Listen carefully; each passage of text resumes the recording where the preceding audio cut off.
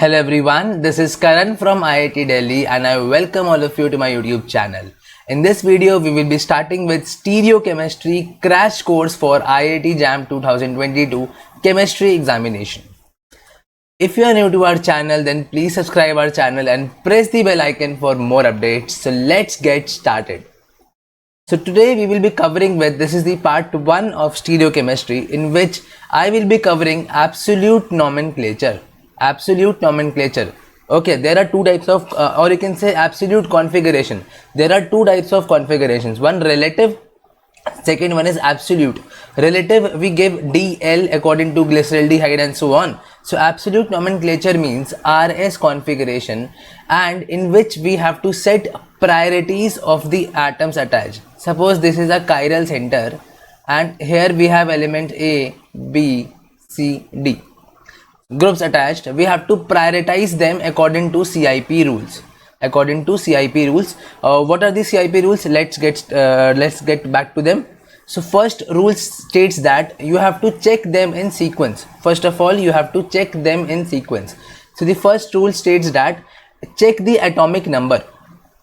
Highest the atomic number, that particular group gets the priority first. Suppose there are carbon, oxygen, nitrogen and iodine. So iodine has highest atomic number, so it will get priority of first. Okay. Now second rule. If atomic number same, then check for atomic mass, and this generally happens in the case of isotopes. Clear? If atomic number same, then check for atomic mass. But please remember, first check for atomic number in the whole chain. Suppose this is the molecule like this. So first of all, check through whole chain the atomic number, then go for atomic mass. Okay. Rule number 3.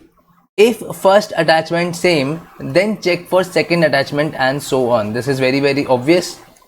Now the most important point is double bond undergoes duplication. What do you mean by duplication? Like this, if this is the double bond, break the double bond and add these atoms. These are known as phantom atoms or ghost atoms.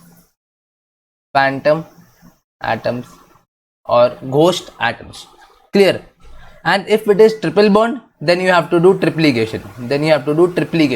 That means attach two ghost atoms. Then you can check according to priorities. Okay. Now smaller rings have higher priorities. If it is attached like this, suppose, sorry, I just attached it in a wrong manner. Okay, suppose this is the case. So first priority will be to the smallest ring, first, second and third. Okay. Now sixth point is very, very important. Is you have to remember these. R has greater priority than S.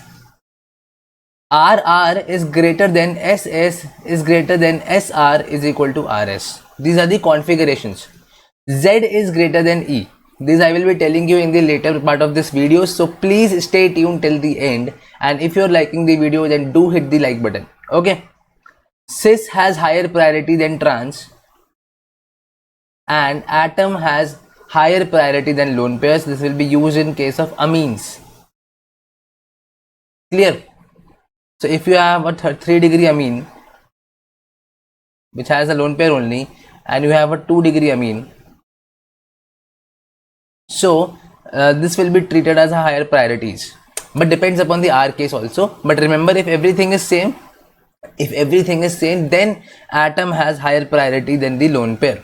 The example I took here can be confusing, so let's remove it, because that depends upon the R group first. I will have to take a specific example for that.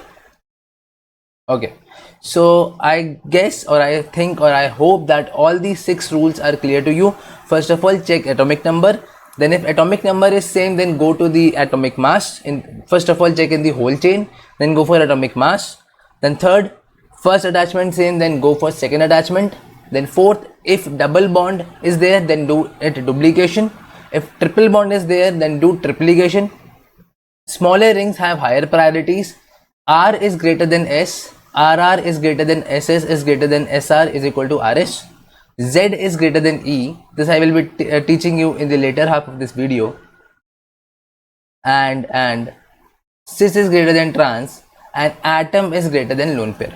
Now, what you have to do after assigning the priorities, you have to go from 1, you have to rotate, you have to draw a circle or a rotate like that, from 1 to 2 to 3 to 4. Okay, you can ignore 4 in between, but you have to go from 1 to 2 to 3. Okay, clear? Now, RS configuration is actually calculated or told about two things: along chiral center, and secondly along chiral axis in JAM syllabus, otherwise along chiral plane and helical chirality in CSI and NET and GATE syllabus. So RS along chiral center. You know a chiral center? Chiral center is something, a sp3 hybridized carbon which has 4 different groups attached. Clear? 4 different groups attached. It is known as a chiral center. So, first of all, I'm looking at in wedge dash projection, which I have drawn here also. Wedge means in front of the observer, and that means like if it is the plane, then it will be the front of the observer, and dash means back of the observer. Okay. So now, first case, you have to always go from 1 to 2 to 3 to 4, right? Now, after doing that, first case is if the fourth priority, that is the least priority, is on dashed, then there is no issues. Then if your rotation is clockwise, then the configuration is R, but if your rotation is anti-clockwise, your configuration is S. Clear? But if your fourth priority, last priority is on wedge, then you have to do opposite of case 1, that means clockwise then S, anti-clockwise then R. Clear? I hope it's very clear to you. Now, along Fisher projection, Fisher projection is something like this. We have two types of valencies. This is known as horizontal, and this is known as vertical atoms or horizontal atoms, right? Okay. After assigning the priorities, if the least priority, fourth priority, is on vertical axis, then no issues. Then clockwise, so R, anti-clockwise rotation, then S. Go from 1 to 2 to 3 to 4. Okay, if it is clockwise, then R. If it is anti-clockwise, then S. But if the fourth priority is on horizontal axis, then you have to do opposite of case 1, that is clockwise then S, and anti-clockwise then R. I hope it's clear to you. Okay. Now, one trick can be used for sugars. What are sugars first of all? Sugar is not a disease here. Sugar is not like any meetha or any like sweet. Sugar is just polyhydroxy, aldoses or ketoses, right? So for assigning configuration directly, this is a trick. So first of all, you have to check two conditions: that the most oxidized form should be at the top, that is the aldehydic group or the keto group should be at the top. For keto, it should be at the second position. For aldehydic, it should be at the top. And the vertical axis of Fisher should have maximum number of carbons. Okay, if these two conditions are being satisfied, then OH, if OH is on the right, then the configuration is R. Remember, like this, RR. If OH is on the right, then configuration is R, and if OH is on the left, then configuration is S. Clear? I can take example also here. I am taking glucose here. That's the example. Now you will have CH2OH here. You know this. This is glucose. Clear? This is glucose, a very very common carbohydrate or sugar. So now we will be checking the conditions. Most oxidized form is at the top. Most oxidized form is at the top, and maximum number of carbons, that is 1 2 3 4 5 and 6, are on vertical axis. Then the conditions are satisfied. So now OH is on the right. OH is on the right, configuration R. Say it along with me. OH is on the left, configuration S. OH on right, configuration R. OH on right, configuration R. Clear? This is not a chiral center. There are 4 chiral centers, right? I hope it's very very clear to you. I hope it's very very clear to you. Okay, you can cancel this thing. Okay. This. Now coming on to the next point, which is threoses and erythrosis. Threoses and erythrosis. These also we use in sugars and in Fischer projections. If we have 2 chiral centers,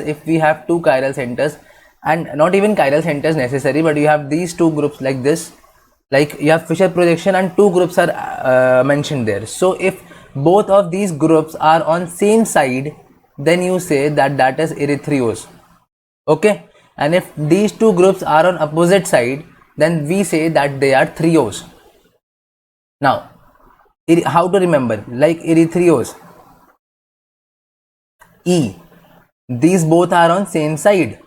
Okay, so on same side, erythriose. Now draw T.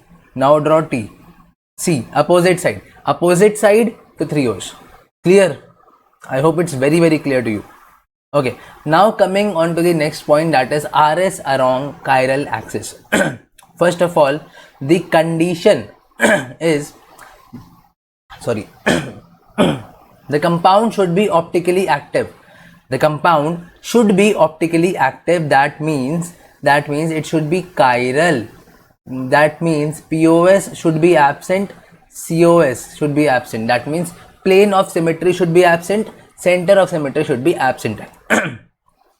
So chiral axis is basically an imaginary axis. Okay, now taking the examples of allenes. What are allenes? Like if you have double bonds, like this, like in a regular way, then this is known as allenes. And if you have even number of double bonds, then these valencies, terminal valencies, are perpendicular. Means if these valencies are in plane, so these will be out of the plane. This will be like this: planar, carbon, up, down. Clear? Planar, carbon, up, down, perpendicular to the plane, right? Now this is optically active. It does not have any POS, and COS is never present in allenes, right? Now what you have to do, chiral axis will be present in it.